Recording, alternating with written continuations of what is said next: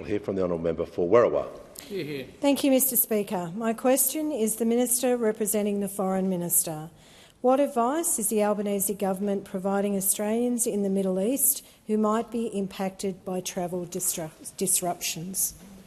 Call to the Deputy Prime Minister, the Minister of Defence and the Minister representing the Minister for Foreign Affairs. Well, can I thank the member for her question? Let me start by saying that Australia stands with the people of Iran in their brave struggle against an oppressive autocracy which in the last few weeks has seen them kill thousands of their own citizens. And as the Prime Minister has said, we support the United States-led action which has as a core aim denying Iran the ability of ever having a deployable nuclear weapon, which would be a catastrophe for the world.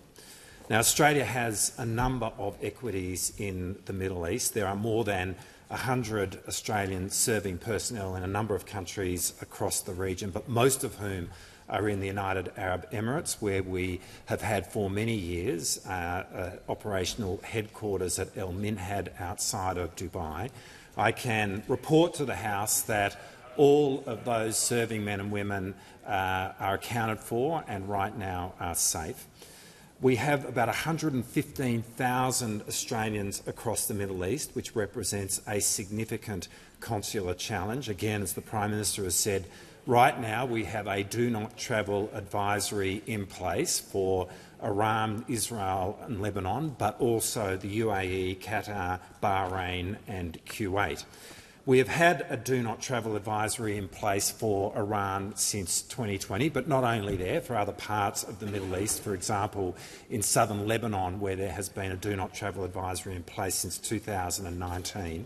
As the Prime Minister has said, our ability to provide effective consular assistance to those Australians in Iran since August of last year has been very limited, but we are encouraging Australians there and in Israel as best as possible to register on the crisis portal, and that has been extended to Australians in the UAE and Qatar. And what that means is that those people who register will be given direct communication about our advisories and the latest information and any actions that Australia is planning.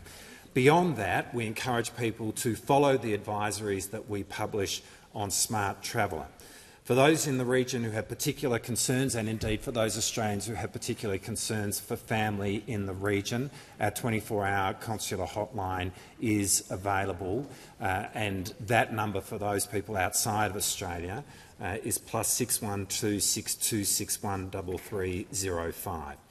In respect of air travel, the most obvious point to make is that airspace across the Middle East is currently blacked out, and so there is no air travel at all. Without speculating too much, what I would observe is that as air travel starts to reopen, we expect that the most expeditious flights, which will come online quickest, will be commercial options.